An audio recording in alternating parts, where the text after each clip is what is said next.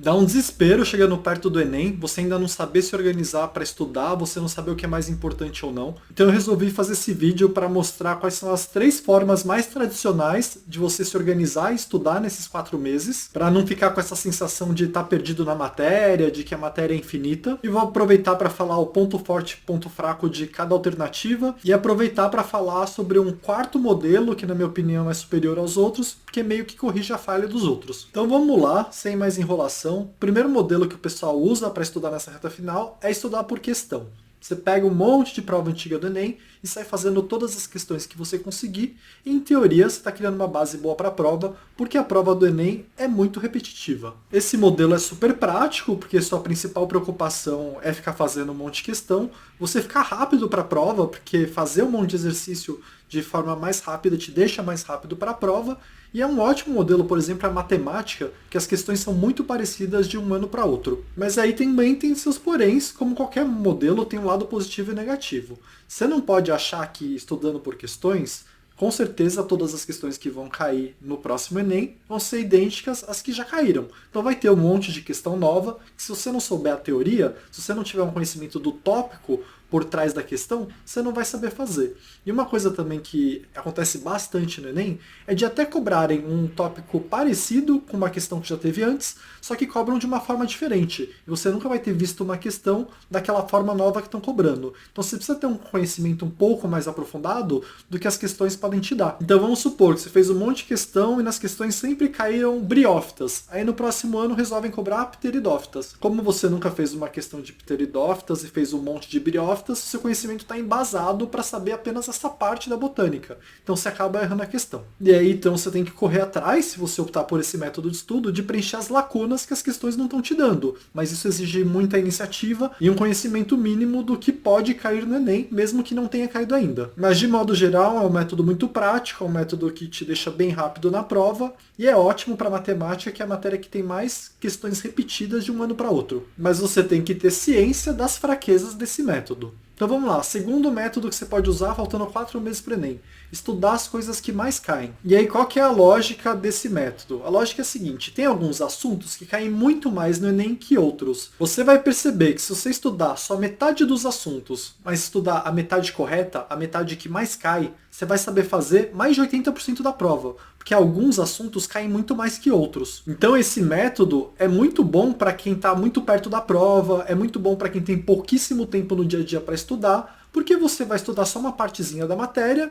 e vai ter um resultado razoável na prova. Mas você não pode se enganar achando que seu conhecimento vai estar completo para a prova, porque uns 20% da prova você já vai ter abandonado de cara. Então se por um acaso nesse ano cair muito mais do que 20% daqueles assuntos que caem mais raramente, você corre risco de ter uma nota bem mais baixa. Mas por outro lado, mesmo que você não siga esse modelo, é importante ter uma noção dos assuntos que mais caem, porque você precisa dominar melhor esses assuntos. Você não pode ir sabendo mais ou menos um assunto que com certeza vai ter várias questões no ano. Então é um outro método que é bom, mas tem seus prós e contras. O pró é que é extremamente assertivo, você vai direto estudar aquilo que mais importa, e o contra é que você vai já de cara abandonar uma parte da matéria, porque talvez você não tenha tempo para estudar tudo. E aí se você estivesse perguntando como você descobre quais são os assuntos que mais importam, quais são os assuntos que mais caem, tem um vídeo meu que fez muito sucesso ano passado, que é um ranking de todos os tópicos do Enem, ordenados pela frequência que eles caem, por ordem de importância, e nesse vídeo ainda tem um monte de sacada do que é mais importante em cada tópico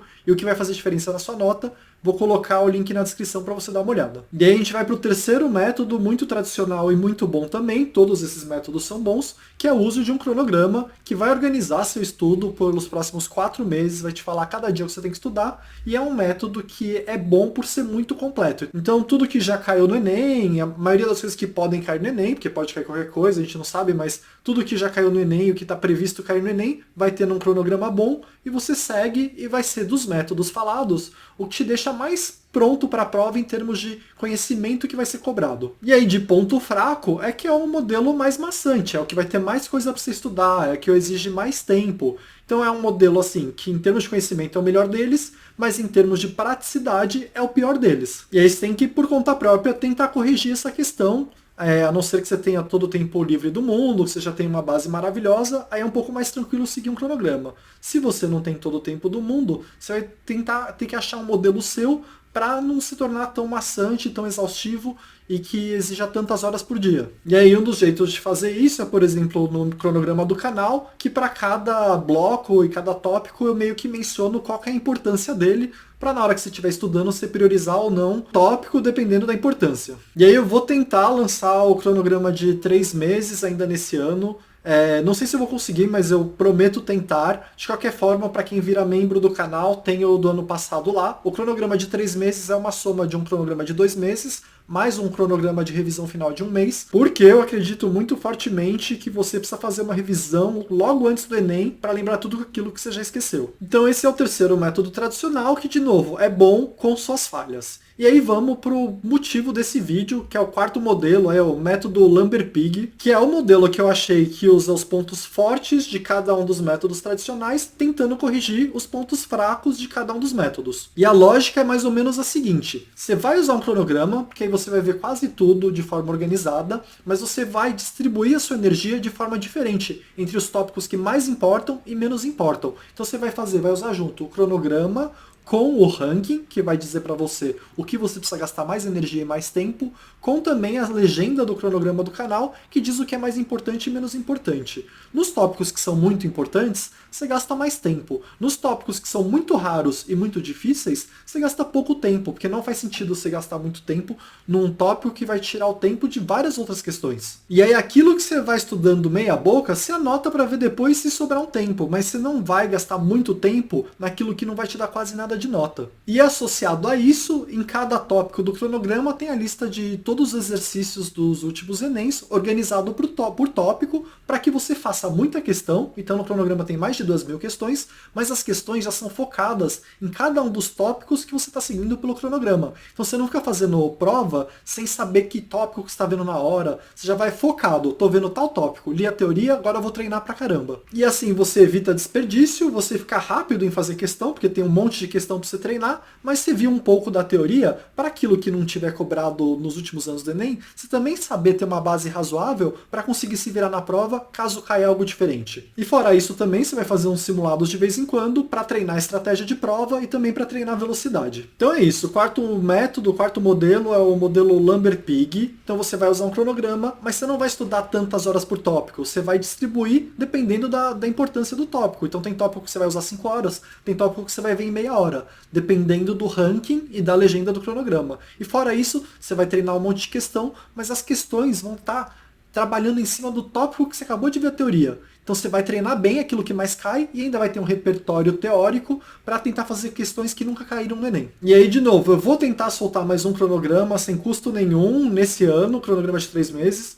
Prometo que vou tentar. Quem está mais ansioso e que caso eu não consiga, você sempre pode virar membro Lamber Plus do canal. Lá tem acesso a todos os cronogramas que eu já fiz, inclusive o de 2023, e tem o ranking.